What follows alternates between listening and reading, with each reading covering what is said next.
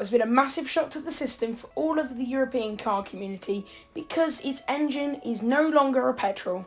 It is a diesel V6, and this is a massive shock because there have been petrol V8s and petrol V6s in the past. However, this diesel engine has some massive pros, however it does have some massive cons, and I'm going to be talking about those in today's video. But before we get into it, I'd like to ask you all to leave a like, subscribe and leave a comment, and I will try my best to respond. Let's get into it. First of all, I'm going to be talking about the engine and the performance. The 2023 Audi S4 has a 3-litre twin-turbocharged V6 TDI, and it also has a mild hybrid system to reduce turbo lag. This engine produces 341 PS, and massive bonus of a diesel engine is it produces 700 Nm of torque, which is absolutely insane. This car also has a top speed of 155 and can go to 0 to 60 miles an hour in 4.7 seconds. But don't let these remarkable performance figures confuse you into thinking this car is uneconomical, as it can get 46 miles to the gallon, which is really good and really practical. This car, in the saloon variant, also has a boot capacity of 480 litres, which is really good. It's really practical saloon.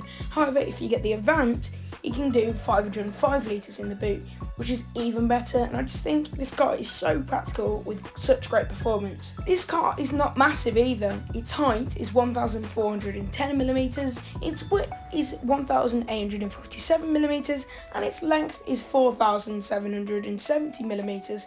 This means that this car is really not too big, and you can manoeuvre it in any car park or any parking space you'd ever need to. Before I move on to the design of this car, I recommend you head over to check out one of my other videos on a perfect alternative to this car. I will leave a link to that down below so you can go check that out once this video is over. Let's get on to the exterior design.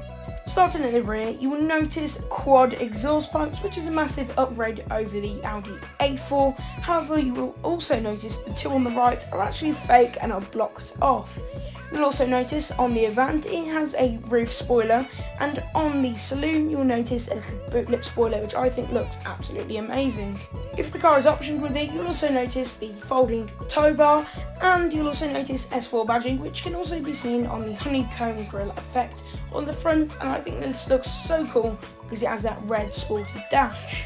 As you come around the side of this car, you will notice the 4 doors and the 19-inch alloy wheels, which look absolutely amazing and so sporty. This car also has LED matrix scrolling headlights, which look so cool, and I just absolutely love them. I truly believe Audi are the market leader for headlamps because they look so cool and really sporty. So the overall look of this car is very understated, but will be very sporty, and it's now time to look at the interior of this car. Let's get into it. As you climb into the cabin of the S4, you will notice some carbon or piano black trim. It's your option, but personally I would go for the carbon. You'll also notice S badging on the steering wheel and by the gear selector, and on the headrest the hardback sports seats, which are leather and have heating and massaging features. You'll also notice the steering wheel can be circular or flat bottomed, which is really cool. Personally I prefer the flat bottom steering wheel, and it has some nice paddle shifters.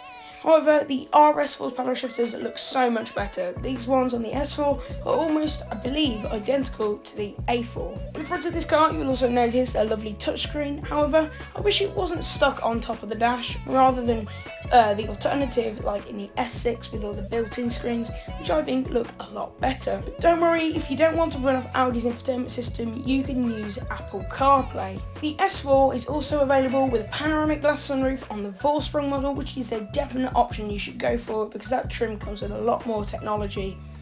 Up next is the rear. The rear of this car includes 2 outer heated seats and a central seat which is not heated. However, when you're not using it, there is a folding armrest. This car has also got synthetic sound coming through the interior, so it sounds nicer. Now it's time to get on to my configuration. As you can see, I've gone for the Vorsprung trim with the aluminium pedals and the carbon trim. On the exterior, you will notice lots of black paintwork, which looks so sporty with those 19-inch alloy wheels and the black S4 badging on the rear with those quad exhaust pipes and the tow bar. I think this car looks so sporty and so cool, and you would definitely not think it's a diesel at first glance. If you enjoyed this video, don't forget to leave a like and subscribe to see more content coming soon, and leave a comment. I'll see you all in the next video. Goodbye.